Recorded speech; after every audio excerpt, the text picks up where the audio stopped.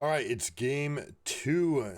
Damwon Kia is up against the ropes. KT getting that come from behind victory in game one. Or you could say that they would just never were behind because they were scaling, but they certainly had to face off against a Dragon Soul and win that game that way. This time we have DK on blue side. They go Maokai, Kaisa, and Rumble being matched by Xayah, Kalista, and Lee Sin. Early Jarvan, so plenty of power picks still available, especially in mid lane, but they're willing to trade them all off. Nico Zeri coming out saying, hey, we want to play for the endgame scaling.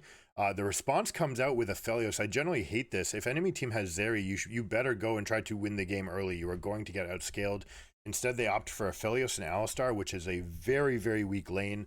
There is a little bit of kill pressure once you get the right guns and you have the all-in, but it's going to be difficult to outscale. Maybe you get one kill in that window, or one strong opportunity for a window of plays where your team can crash in. We haven't seen many dives.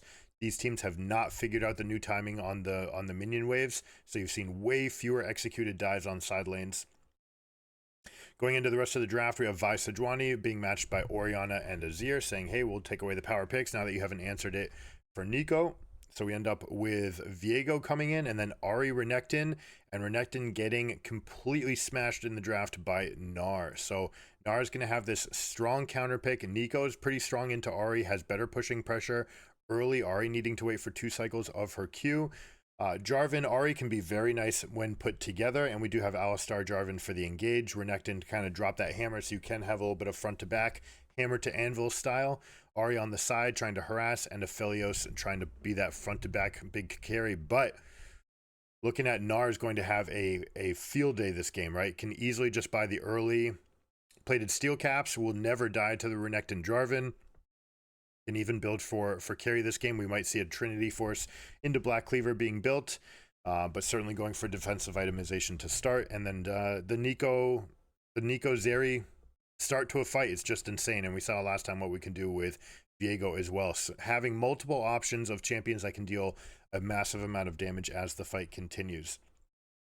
Ari and Aphelios just a little bit too 2022. All right, I don't think that they're on the same level. But let's see if DK can do it.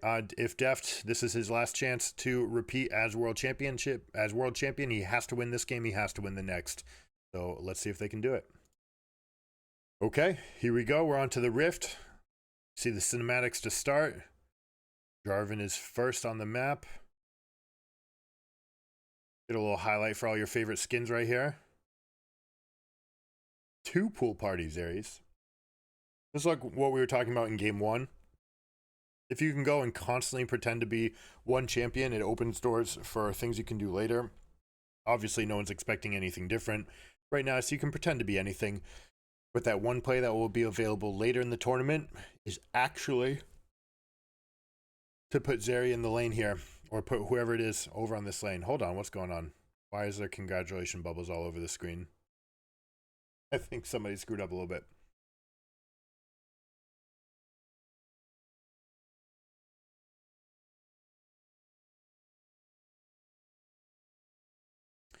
All right, Alistar, Aphelios. Looks like they're going for... No, they're not even going to fake the leash. But the fact that they gave up this bush here means that Lehens is going to feel very good about fights. You don't necessarily want a full all-in here. You do have lethal tempo, so that's going to be very strong. But you don't want the all-in because the red gun will heal up too much. So you see that aiming's just going for that maximum range there on the Q poke. You see that? She also has overheal, by the way, so that's a little bit of an adaptation, trying to battle against Aphelios who can have that extra HP pool. It's largely about Zeri surviving that little bit at the beginning, less about the triumph heals as the fight continues. So she'll be looking to get that for herself, get some other source, right? At some point, maybe 4th item like Bloodthirster, but normally we're going to see Navori Quickblades, Kraken Slayer, and Lord Doms come out for that champion. Even though it is a significant amount of magic damage that does get dealt with the kit, I like to see a lot of Runon's Hurricane. I like to see a lot of splash damage. But we'll see what she opts to go for in this game.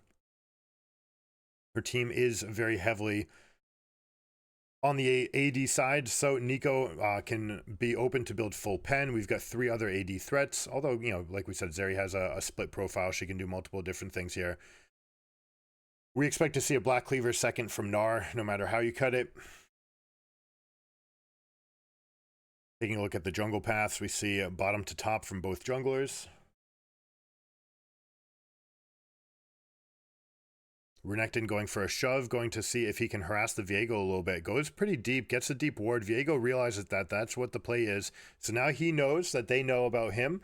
This is a little bit of an adaptation. You don't need to wait for your Jarvan to go get a deep ward. You can place this yourself, especially when you get the crash.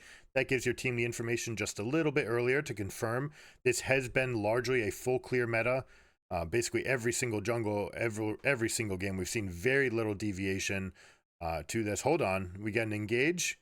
Big chunks to start. Deft going way low to start that fight, but they're not positive about where Jarvan is, so they don't continue, right? You see that we don't see the flash from aiming. This is something I love to see from these champions.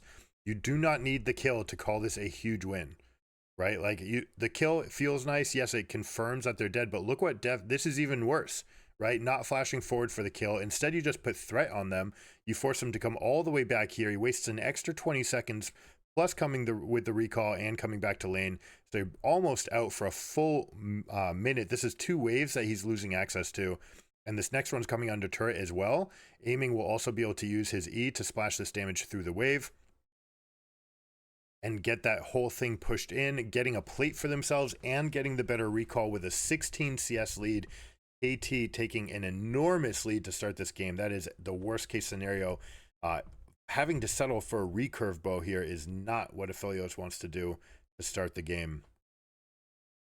Meanwhile, like we saw, the Nico having near permanent pressure here. The E plus Q means that she can always harass for the wave, push a little bit harder than the Ahri.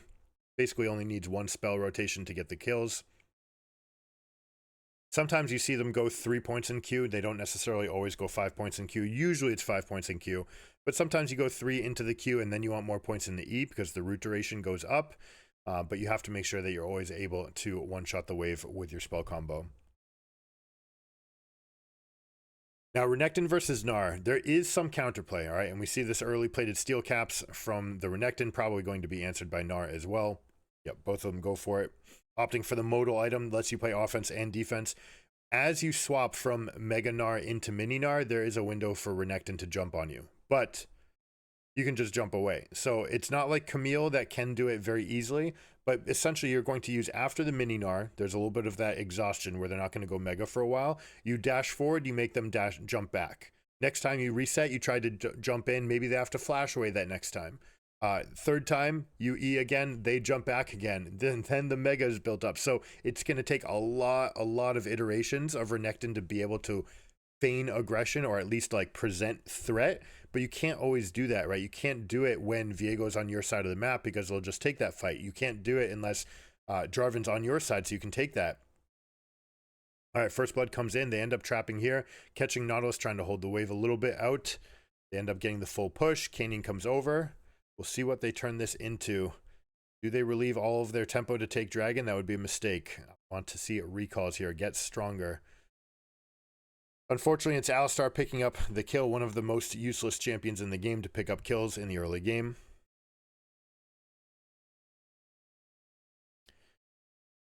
Ends up getting a giant spell. That will make them feel a little bit more comfortable going into these fights. They can go for more engages. They've got such a high stat profile. Jarvan here just waiting in the bush. Nautilus trying to peel the wave and ends up getting beat up for it. A nice proactive play there. We'll see whether or not they try to rinse and repeat, right? Try to catch them without resources. We are on Hex Slash. You know, whoever's being proactive will win the Hex Slash war, right? I can get mine off, you can't get yours off. That's what it comes down to. So we'll see which of these teams is willing to play more proactive here. Both of them are likely to sit and bodyguard for a long time for these champions. You do see that both supports, they step to the side right at this level, right? Level 4.99. If you just sit on all the minions, you will get just short of level 5. And so by stepping to the side as a support, you ensure that your carry will get that level spike. You'll still get it on the next minion, so it's no harm, no foul. You haven't really lost anything, but you get that little spike where your champion, your carry gets to be up a level, which makes them that much more sturdy. They have that extra 100 HP plus extra resistances and attack damage and attack speed. This also comes up as you approach level 6, right? You get faster level 6, means that this combination of 6 and 4 definitely favors the Zeri, because they've got the threat of an ultimate here. So they get to do exactly what they want with this wave. Looks like they're trying to cultivate a freeze, but we are going to see level 6 hit soon here. Looks like they're going for the engage. Yeah, exactly. They need to go for this engage quickly while they have this window, because their next opportunity won't really come. Right, they have to push this in. They now need to go back because Deft is going to hit 6. Kellen will be next to 6, and Lehens will be last. So that's perfect. They execute. They get a little bit of an engage with some chip damage. That is 30% of Aphelios's HP and mana that's gone. That is half of Alistar's gone. You do that right before you go for the recall. Now, I want to see whether or not they go for the Herald off of this. Nautilus is going to get some amount of experience back by going to mid lane. He's also using charges on the Relic Shield to get the push in for Nico. What are they going to opt to do? Zeri's coming back bottom. Aphelios sees it, so now he comes back, and they're saying, all right, we'll play this as a 4v4. We're going to be stronger with Alistar than Nautilus is. Unfortunately, the Zeri is much stronger than Aphelios here. So Aphelios coming back means Zeri is getting exactly what she wants out of this situation. They end up giving the Herald. They're playing for the waves, playing for damage to the turret. It looks like they're getting a plate for themselves. They already got a mid wave. Nar's also holding this freeze up in the top lane, so Renekton is losing a whole wave as well. Zeri has already gotten this in, and you see that Zeri is chasing ahead of the minion wave. This is the problem with Damon's answer. There is no world where you can just send Aphelios back down here and think that it's going to be okay. Great answer by KT Rolster. Mid lane gets pushed in. They use mid prow to get into the jungle. Viego has inside track there. Looks like he's opting to step back, but he was there long enough to protect Zeri while she was diving past the turret. And only now, while Alistar shows up, now you have a point of strength somewhere else. Nautilus is on the map. Alistar is not. It means that KT can make some more plays. So they end up getting 3 plates for themselves and 3 extra waves for the price of a Rift Herald. So obviously an easy win there for KT Rolster. They've recreated the Herald in the aggregate, plus gotten all that extra experience.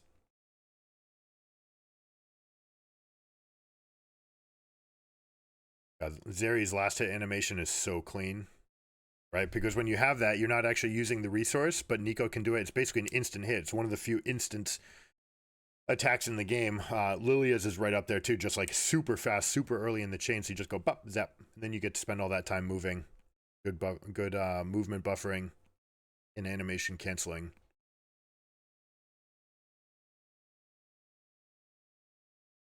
What champion do you think has the best benefit in the game? You can timestamp in the comments. Let me know. 1040. What do you think is Nico's best disguise in the whole game? Which champion gives you the most benefit? All right, Meganar is going down. So here we go. This might be a window as the rage goes away, right? When this rage goes down, Renekton will have access to his ultimate, might be looking for a significant chunk of damage. He is playing against Fleet Footwork. It's going to be very difficult for him to get any amount of significant advantage, but here we go. Mega, the Gnar out is gone. He's exhausted. We'll see if Renekton tries to go for anything. Unfortunately for him, the wave is tucked under the turret. We're in the happy spot here for Gnar, but you see a little chunk. Boom. E in, Q, empowered Q, E back out.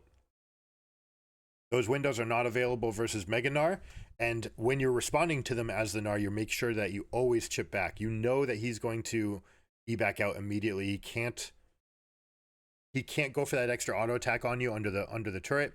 He'll take the extra turret shot and you'll win the trade, even with an empowered W there. Even E into empowered W, Q auto and a second E would still not be enough to kill you.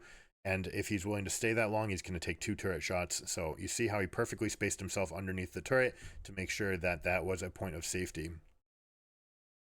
There he's surfing the walls. Now, half K gold lead has manifested itself into the first mythic in the game on Zeri. You're always in a great spot when your carry is the first champion to get a mythic. Normally it's the junglers, but Zeri has it for herself, means they're going to feel really good about this fight. They also find an engage window using Hex Flash from Nautilus and using Nico. Deadly combination. Zeri's going to feel super strong here. Can also harass over this wall. Just Zeri things. Rotating over, notice how she's not hitting that ward, right? Once you hit it, it's going to put the ward into combat, and ward will see you for 4 seconds. But now that she's already popped the Blossom, shown where she's going to be. Hold on, this is a really bad fight by DK. They're actually investing everything, but Nar's coming in with a quarter health. Hold on, they get the first blood, but now Keen's going in. You have to feel very strong if you're Zeri right now. The flash forward goes on to Nar, not onto Zeri. They're repositioning for the fight. DK manages to swing it in their favor.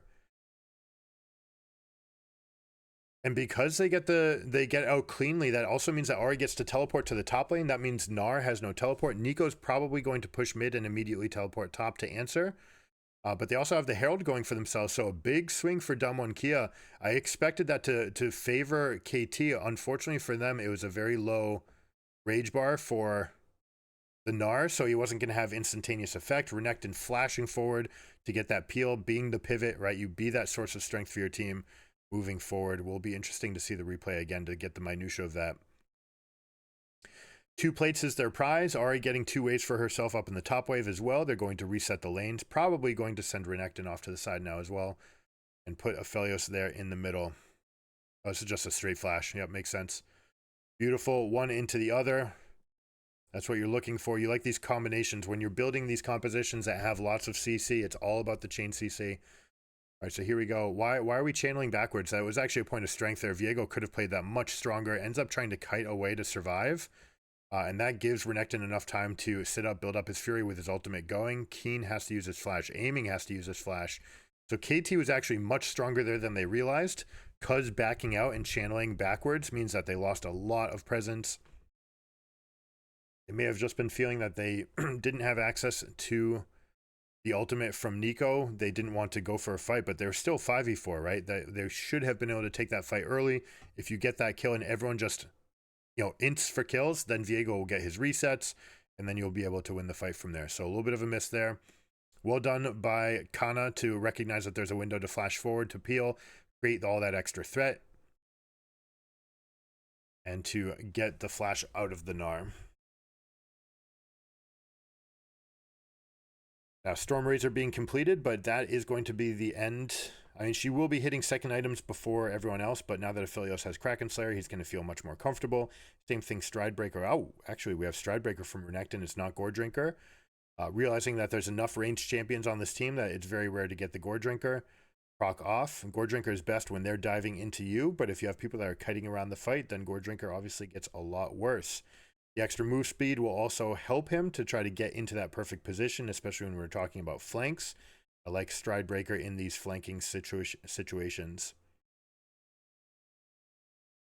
Notice something about what Jarvan's doing on this path, right? You don't actually use the Q at the banner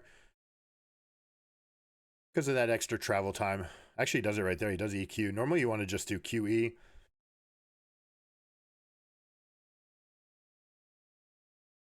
Especially as you get into the later stages in the game, you don't want to lock yourself out of your animation because it's that much extra work and you just lose time. It's a small thing. It's a very small thing. And sometimes you want to have the pass through for knockups on some camps. You can reset auto attacks and things like this, but most times you see them cast the Q and then cast the E. All right, taking control of the River Bush. As we approach Baron spawning in 3 minutes, Dragon's coming up first. It is 1-1, but we saw, just like in last game, the Soul stacking up Dragons fairly inconsequential compared to the shape of the fight and what's going to take hold. We have Ahri, Jarvan, Renekton here. This is undoubtedly going to get outscaled.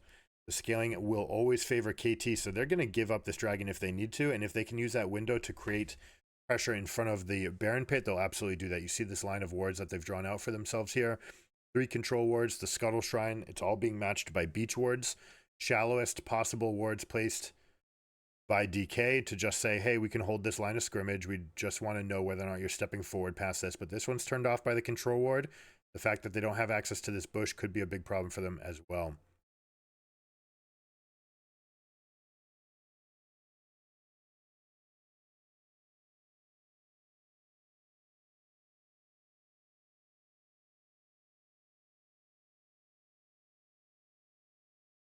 Now, Dragon spawning. They have put out some amount of wards here, so they are thinking that they want to go for it. Everyone on their team has their item spikes, but so does everyone on DK. So we can end up with a little bit of a coin flip. Let's see. Vision being cleared out here by blue team. You see how they push out mid as well. Zeri is one of the most comfortable champions in the game in these situations where you're left alone in the lane. Nautilus is shadowing, but Zeri can basically octopus escape in any direction. Gosh, Zeri just ruins Aphelios. Just one-shots the turret. Quarter second. Boom, boom. Auto reset on the Q. Plus the passive.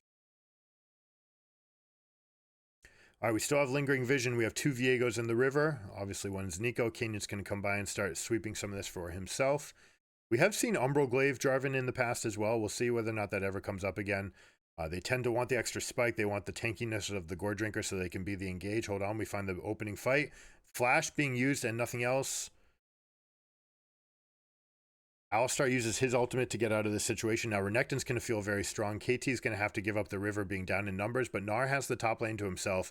Cuz a little bit trapped. Dodge. Oh, Showmaker just missing the E. A little bit of a bad angle. That thing could never have hit. We'll see whether or not DK ends up going for Dragon or trying to trap for Dragon. Gnar has teleport, has his flash up again, so they could reset and go for this. Jarvan, as always, one of the premium champions to get teleports synergy off with, because you can always go to the Demacian standard.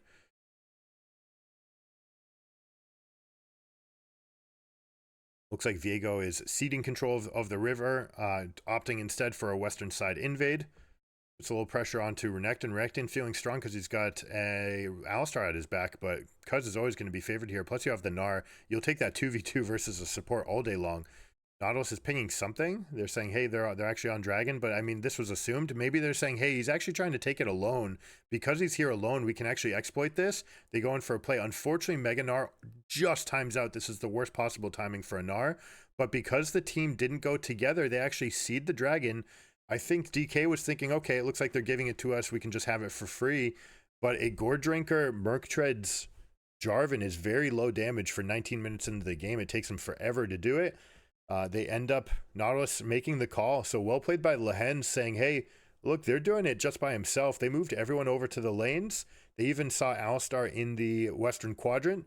Renekton was definitely over there. He was even engaged with Viego. So realizing that there was a window to get in on that, well played by him. And DK is going to be kicking themselves, thinking that they had a freebie, actually getting nothing for it.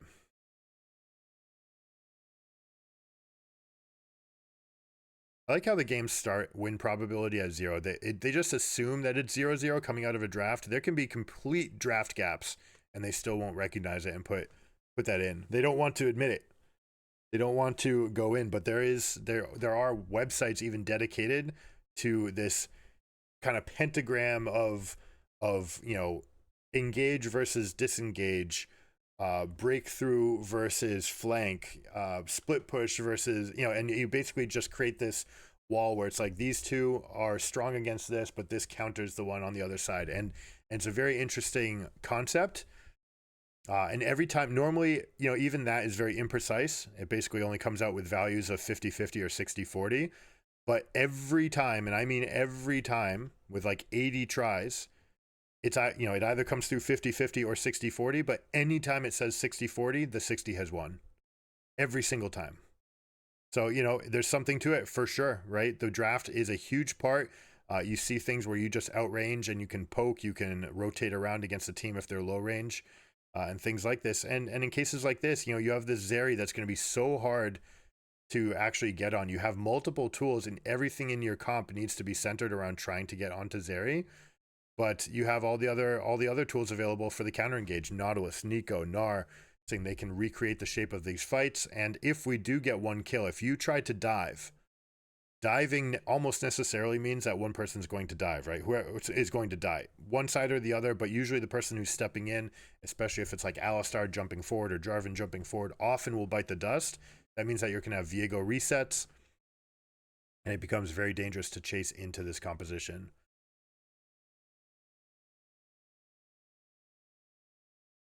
But that said, despite being down just the one dragon, they are dead even in gold. But this is a problem for Renekton, Jarvan, Ahri, right? Your team comp is going to get outscaled. We'll see whether or not they find an avenue in. If you're going for it, you need to create a pocket of vision for yourself. If you're DK, you need to push mid lane. You need to create a pocket of vision for yourself by stepping into this area. Once you create that pocket, next wave you push up, then you can say, all right, now we can go a little bit further. We know that they haven't gone into this area while they're collecting the wave. We can be strong. We can get a deeper line of vision. Then you reset the Nautilus, you pick up, or sorry, you reset the Alistar, you get more wards, you do it again, and then this time you put a layer of control wards down. And by constantly layering this pocket and playing around one area of the map, you can create windows of strength that you might be able to punish them for eventually coming in. Nice little trick from aiming there. You see the big AoE on the spell there, being able to pull the Gromp while also taking the blue buff, showing a wonderful expertise on the champion. You see him battling for these pockets, right? Teleporters are going to go down bottom. Renekton's actually rotating over. He says, maybe I have an angle here, but look how Zeri positions. Puts a wall at her back so she can always use her E backwards.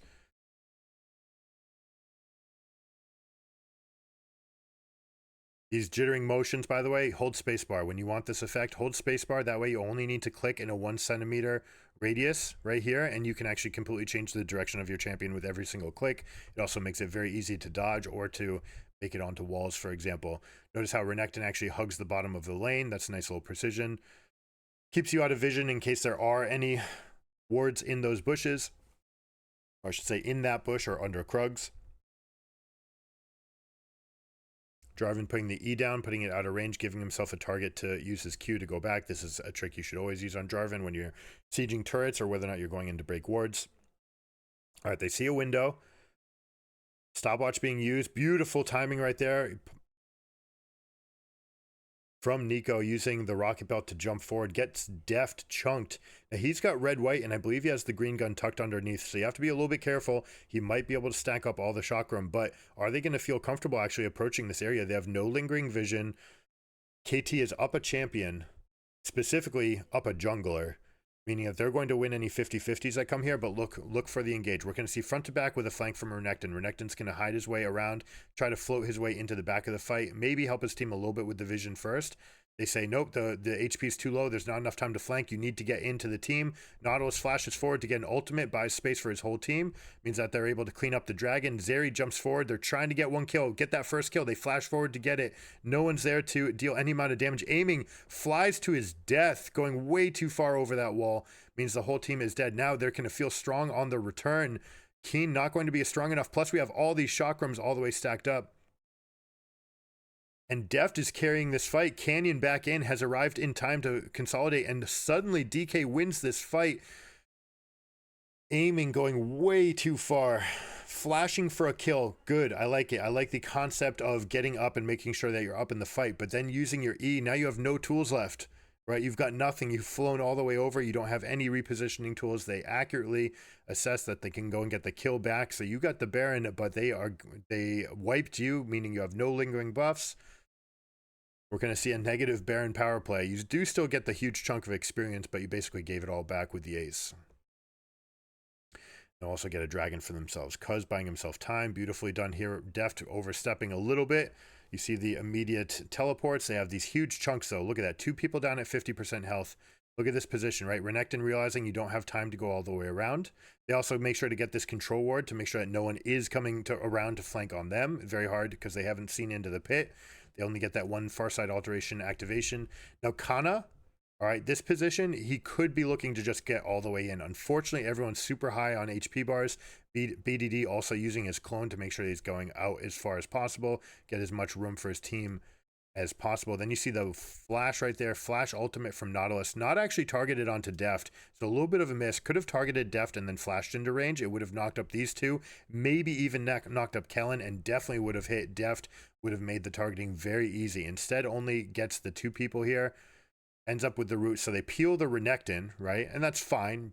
Peeling Renekton means that the fight doesn't come to you, but look how aggressively Aiming took this position while his team goes this way. It's a little bit too far out. You would have preferred to just be here, hitting them over the wall. Now, these control wards, beautifully done for getting vision of the fight. You've lost vision in here, but another thing specifically against Zeri, these can actually tank hits, right? If any amount of pass-through comes in and hits the wards, you can be happy about those taking the damage as well. Right there, 2 flashes being used, that can be it. That has to be the end of the fight. You don't have any more pockets of vision for yourself. You've used too many resources. Ultimates are wearing off or have been used, and boom, this flyover just gets them in trouble. If it were this angle, where you're still just playing 1v1, you're okay, but knowing that Renekton's this way and Ahri's back there, going this far ahead of your team, no one can follow you. Right? So you either get this one shot or you don't, and if you don't get the one shot, your whole team gets inted. Because the green-white guns here, on deft, right? It's just too strong. You deal too much damage as you go through the fight. Look at how easily he's ripping through these guys. Such a strong team fight champion. Well played by DK to survive that deft somehow, right? Despite being the first guy chunked down to 50% health, ends up being the last man standing and dealing the most damage in the fight. Gold is even again, all right? Anytime you get Baron and they ace you, it's basically a trade-off. It's a wash, complete wash. However, then they're on the map. They get to choose what to get for themselves. Unfortunately for DK, they opted to go get Dragon. And I just cannot reiterate enough times that dragons are so fake. It is just such a small thing for the game compared to actually dealing structural damage that means that you can win games. Getting a mountain just doesn't do anything for you. You don't even have people that are trying to stack resistances that are going to get that big benefit off of it. And if you're playing on live, it's even worse, right? I will take a turret over a dragon every single time.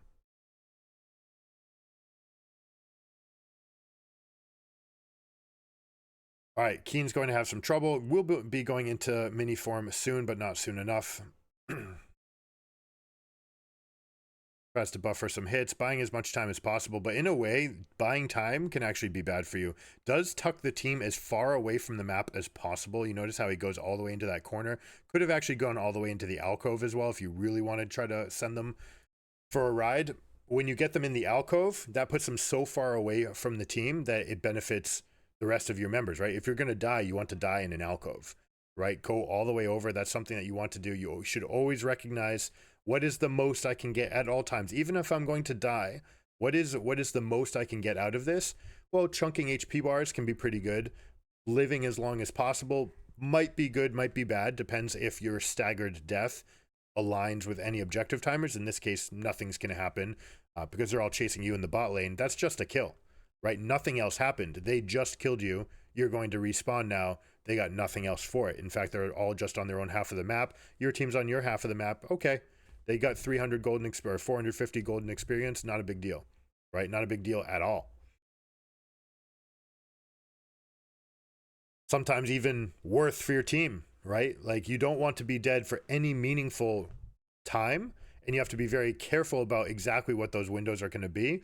But in this case, where the entire team has just gone off and pushed, they're coming back and they're wrapping on you. You move off and you buy these extra 5 seconds on the side. Like that's time that Zeri got that mid wave pushed out. They got top lane pushed out. They could have gotten Western Quadrant vision. They opted to sit back, but because the threat was there, you see how there's 3 control wards down now from DK. I won't say it forced their hand, but it encouraged them to put all those control wards down, and those are marked, right? They see them. They'll be able to play for those. Zeri can kill those without ever seeing into the bush. That's one of the advantages of the champion.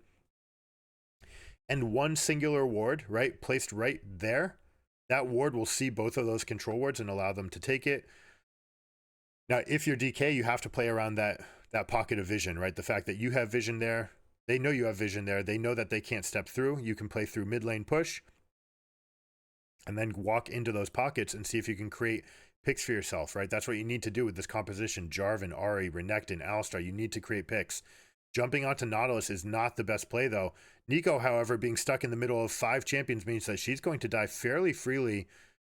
A little bit of a miscommunication there, thinking that they had time to step back. Gnar teleporting very, very shallow. There was maybe no meaningful wards to get to.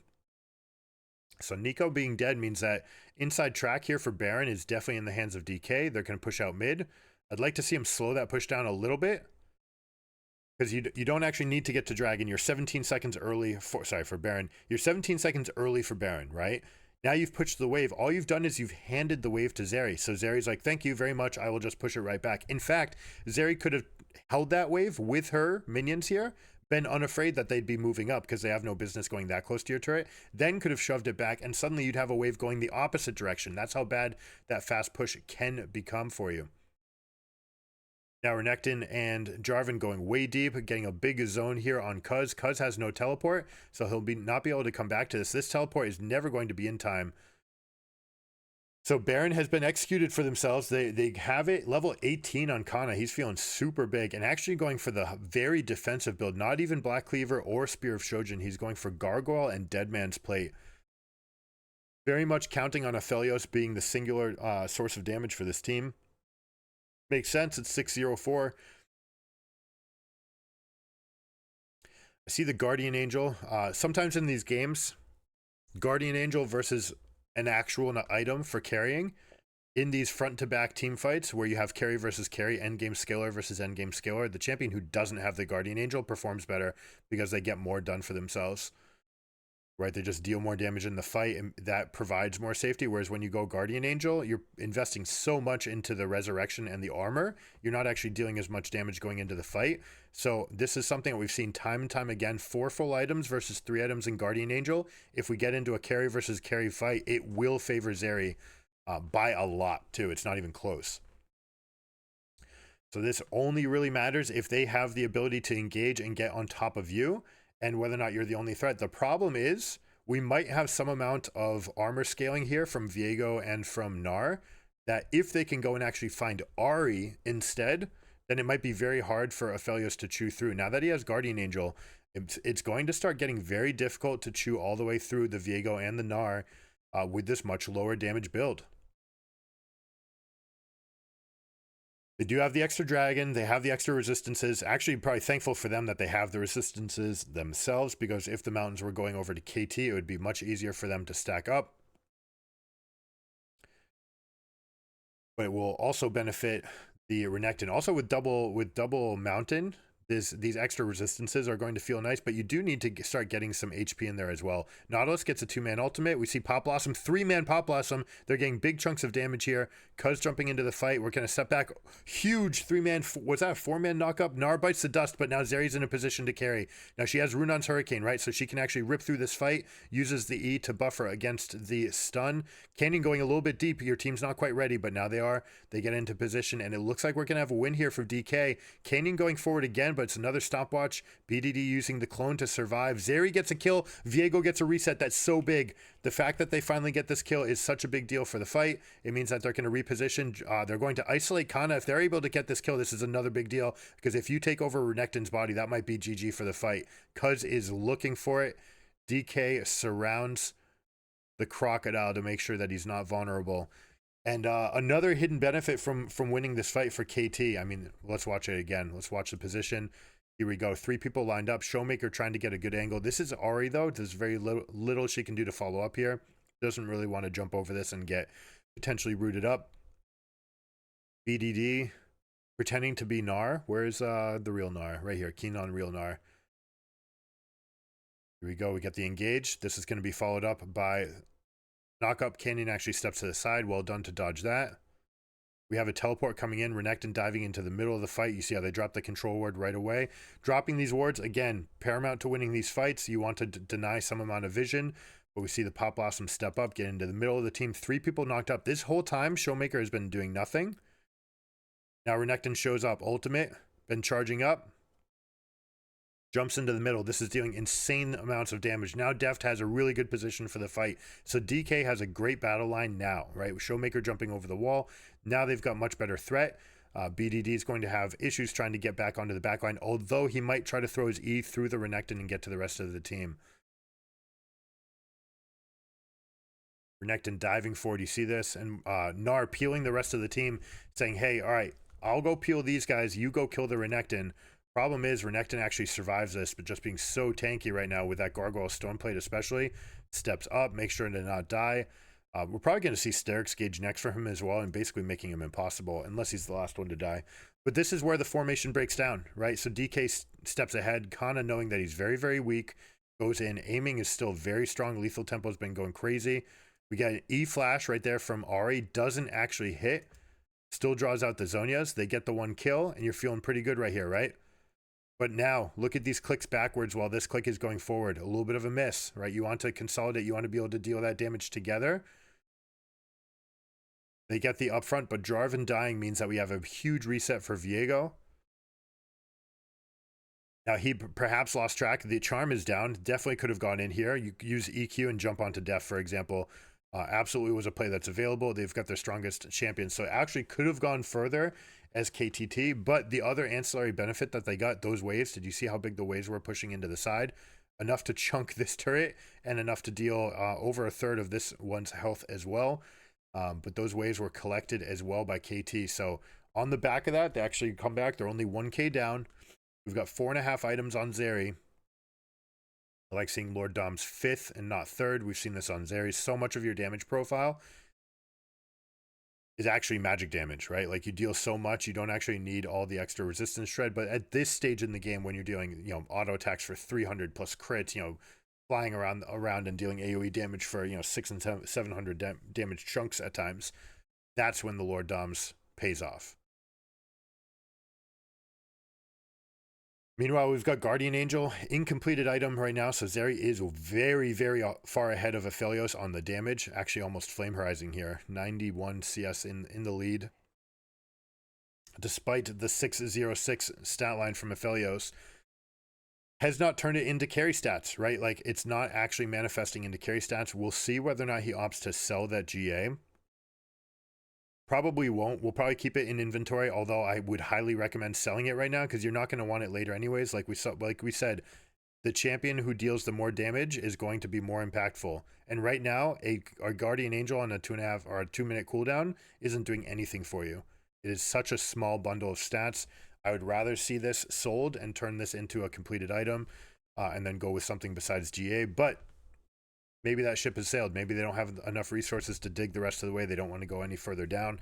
They think that this GA will be meaningful in these ensuing fights, but honestly, there's nothing, like GA won't be up for either of these fights. Maybe team can stall enough. It looks like DK is baiting the dragon, saying we'll go take Baron. Dragon is going to spawn a little bit faster by 20 seconds, so would be the incorrect call to just give up this dragon for free. It looks like that's the call that they're making, saying that they've got inside track on the Baron. Now look at all the wards that they have. They're going to claim that this is enough of an advantage. They've got the pushing prio here mid. Renekton needs to go and chip this wave down, the one in the bot wave. He needs to go and kill the casters before he recalls. He doesn't do it. He's trying to get in position for a home guard's recall. He's not leaving base. He may try to walk out. Doesn't need to use Renekton, or doesn't need to use the teleport if he doesn't need to. But he's given up way too much. You see this big chunk. Showmaker trying to go for a flank. They do get the Baron. Charm on the side. Cuz does dodge it. Let's look at these lines of scrimmage. Look at this. Showmaker's completely out of the fight. If they recognize it, they might be able to go forward. They get one hook, but it's actually just a disfavor to them. Cuz taking a huge chunk of damage. They're going to try to kill Ari. You see Gnar with the reactive flash jumping over the wall. They get that first kill. They're going to get the resurrection from Cuz. Way different story talking about Viego versus Aphelios in a fight like this, and you just don't deal enough damage when you have fake items like this. If you're the type of character that the entire enemy comp is designed around killing you, then yes, I can see more value about GA, but there's so much front to back damage here, so much teamfight AoE that they're going to be chewing through all of the members of your team. I never want Guardian Angel for these fights, and as you notice, Guardian Angel is dead. Like, imagine if this had turned into Immortal Shield Bow, right? Just you sell the Guardian Angel, you have Immortal Shield Bow for that fight, you have the semblance of a similar item that'll keep you alive in that fight, and then you can build into something real, or you can even go into another Guardian Angel if you want to later in the game when the cooldown is up. Anyways, they win the team fight, but they didn't get the Baron. Gold is even, but with multiple people dead, that means that they will go and push the waves. Canyon actually survived with the Baron buff, meaning that they're able to keep that. They're able to push for themselves. Now, Keen using Sterix Gauge, a little bit aggressive for Canyon, maybe not realizing that Sterix Gauge was still available. They go for a big chunk. Charmed, Chain CC, Viego goes down, has no GA. That's a pretty big loss. They are pinging Zeri. They have some idea where Zeri's at, or some line that they want to take. This is becoming a volatile game. Just fights on knife's edges over and over and over. Almost feels random. right? So many of them, so many like awkward positional advances where they're like, oh, okay, yeah, I can continue here, but the rest of the team isn't in position. That's something that you want to avoid for sure. We'll take a look at the fight. You see Ari taking a chunk here. It doesn't, not responsible for the extra damage, wants to be dealing the max, but I'd like to see her actually show herself and harass these guys a little bit. You don't want to let Cuz get that close. There was a window where Cuz could have gotten in right here. Looks like they're combining a chakram hit plus a smite, but that was you know, as close to coin flip as coin flip comes. Diego's in the pit, has GA, so even if he dies here, he's going to be okay. And we have Gnar raging out right here with a huge fight happening. Now, only thing that is bad for him is it didn't happen sooner, but if he jumps this wall, throws these 3 guys into the wall, they could have just taken this fight away from the Ari, stepped away, moved forward into the teeth of Renekton, perhaps being a little bit cautious about the difference in vision, but they could have stepped out, gone for that play, and gone for these 3 guys just biting the dust ASAP, especially the Aphelios. Because if this team comp loses that champion, they just don't deal nearly enough damage.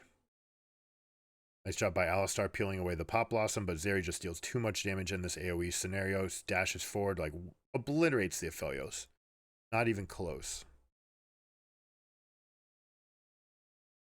Aphelios clearing the bot side. We were going to have a couple more supers spawning here. You get 5 minutes of super waves. Essentially, it's 4.5. It won't ever spawn the last one. So you get 9 supers spawning every 30 seconds, right? 1 each every 30 seconds, totaling 9. Going into the base, they're constantly a threat. When you're trying to beat a super wave, you want to get your main pushing force in against it.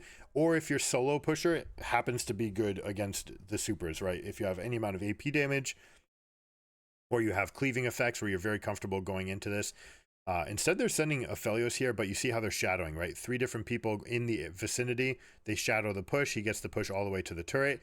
Zeri goes and picks it up. Nothing spawning on the map for another 40 seconds, so everyone's comfortable to go pick up the waves. Nico will continue going for this push. Gnar is going to try to get himself to about 50% rage to set up for the dragon. Mountain Soul is one of those more explosive ones where if you win the coin flip and you get the shield in the middle of the fight, that can be a huge benefit for your chance to win the fight. You're going to see them fighting over this bush for sure. Kana, first one in, gets vision in. They get to clear out that control ward. They also have this nice little one, seeing some of the rotations on the backside, meaning that we'll see whether or not people are coming over. But now that everyone's committed to this area, the control wards will all be moved. We're going to see control over this. I definitely want to see a control ward dropped in the dot bush as this fight starts. We only have 2 left in the inventory on each team, so you're going to have to be very judicious with where you place them. Again, if a fight breaks out and your team is able to get a control ward here, you have the chance of jockeying around, moving around that bush, creating sources of vision. You can go into pockets of fog as well. They end up clearing out the one. Zeri gets a whole bunch of chunk damage out front. They deal some damage to Alistar, but he puts on the ultimate. J4 says, this is my time to peel in. R in to EQ out. Kana uses Sterix Gauge. He's huge. Big knockups into big knockups into big knockups. The chain CC, where is Zeri? She's dealing damage on the edge of the fight. No one has touched her. All right, there we go. EQ finally hits. Zeri may be going a little bit further than they wanted to. Did not want to go all the way over that wall. Ends up dealing a big chunk of damage, though. Ari is certainly going to be afraid. They step back and they win another fight. Just superior damage. If you want to be that endgame scaler, that is the champion that you go for. And they even pop Ari. We got the teleport from Gnar going for the end here. That is going to feel bad for DK. So close in these games. Nice little moving by Canyon, dodging the rock, then EQing back over. He's going to try to cut the wave, try to pull these minions off, try to get some amount of damage, but it's going to be inconsequential. And again, we see the difference in Guardian Angel versus real damage items. When you are playing in this front-to-back scaling versus scaling carry, you want to be the guy that gets 5 items. It happens every single time. Skip the Guardian Angel. Make sure that you're dealing enough damage, because this fight will last long enough where you need that extra damage, and it will be felt in the fights.